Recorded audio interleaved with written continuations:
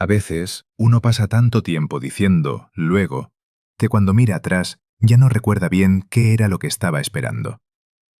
En un barrio antiguo de Valencia, donde por las tardes la luz dorada se quedaba pegada a las fachadas y el aire traía olor a barro húmedo, café y azahar, vivía Esteban, un artesano de la cerámica de 60 años. Tenía las manos anchas, la espalda cansada y esa forma silenciosa de moverse de quienes han aprendido a poner toda su paciencia en lo que hacen.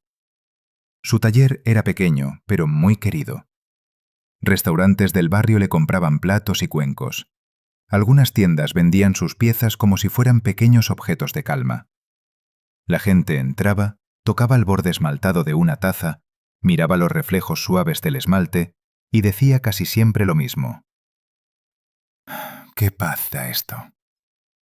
Y era verdad. Las piezas de Esteban tenían algo sereno, algo honesto, como si hubieran sido hechas por alguien que sabía sostener las cosas con cuidado. Pero fuera del barro, en su propia vida, ese cuidado no siempre llegaba igual. Esteban vivía con Lucía, su esposa, en el piso de arriba del taller. Su hija, Marina, ya no vivía con ellos, aunque pasaba a menudo. No había una gran pelea entre padre e hija. No había una herida visible, ni un desastre, ni una escena que cualquiera pudiera señalar. Había algo más pequeño y más difícil de explicar. Una distancia hecha de interrupciones, de respuestas breves, de momentos dejados para luego. Luego. Como si luego siempre estuviera ahí. Cada mañana bajaba al taller antes de que el barrio terminara de despertarse. Abría las contraventanas, encendía una lámpara amarilla sobre la mesa, humedecía el barro y se sentaba frente al torno. Allí, durante un rato, todo parecía encontrar un centro.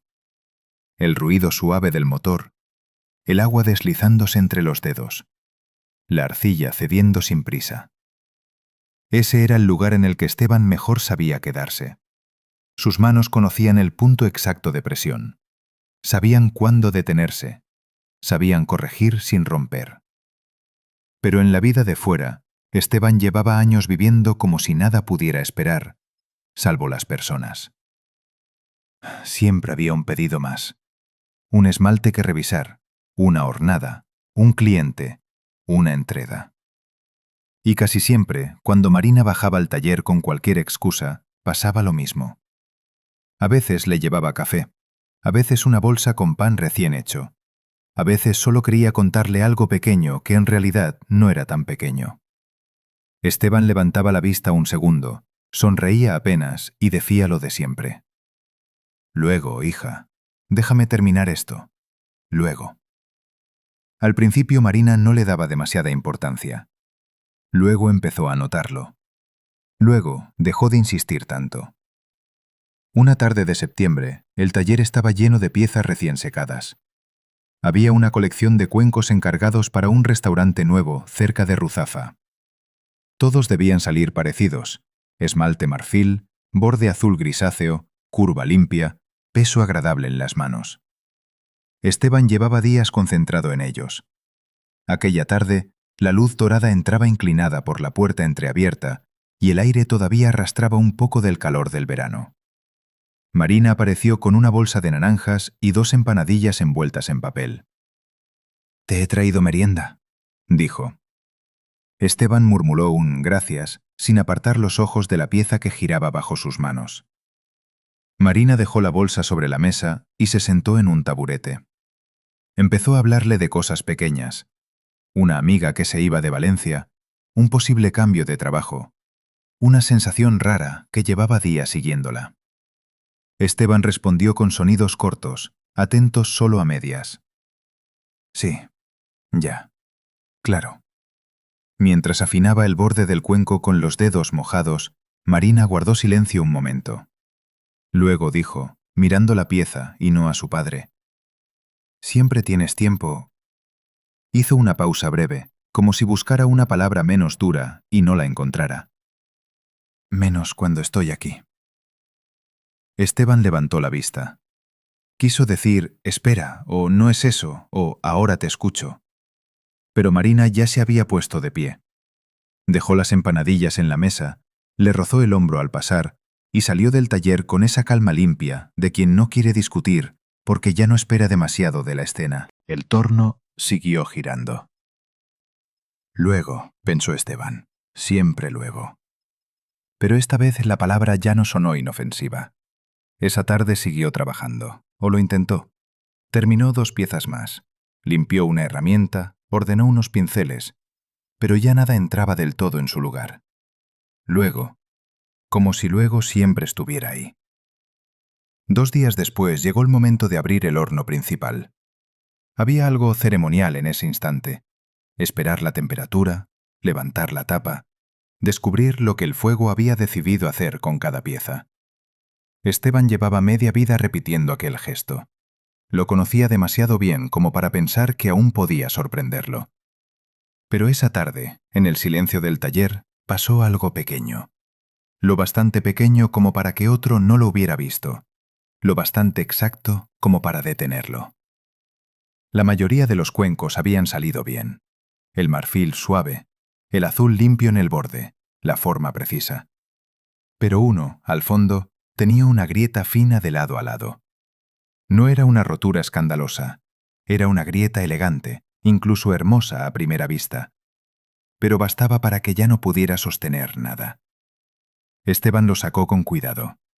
El barro aún conservaba un calor leve. Lo sostuvo entre las manos y pasó un dedo por la línea quebrada. En ese momento oyó detrás de él la voz de Lucía, que había bajado sin hacer ruido. Miró el cuenco, luego a Esteban, y dijo una sola cosa. El barro espera, la gente no tanto. Eso fue todo. No sonó a lección, ni a reclamo, ni siquiera a consejo. Sonó extraño, suave, casi lateral. Pero algo en Esteban se quedó inmóvil. El barro espera, la gente no tanto. Lucía no añadió nada más. Se quedó unos segundos allí, con una mano apoyada en el marco de la puerta, y después volvió a subir.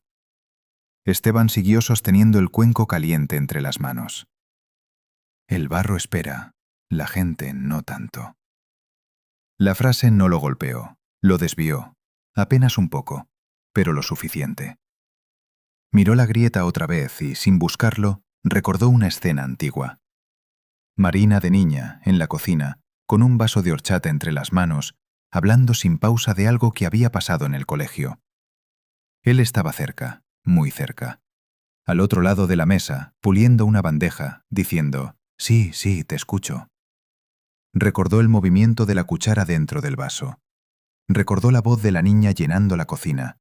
Y recordó también, con una incomodidad repentina, que no podía decir en qué momento exacto había dejado de prestarle atención. No había un gran drama en ese recuerdo, solo una forma de ausencia demasiado repetida. Esteban dejó el cuenco sobre la mesa. La grieta seguía ahí, fina, exacta, irreparable. Luego ya no estaba, pensó.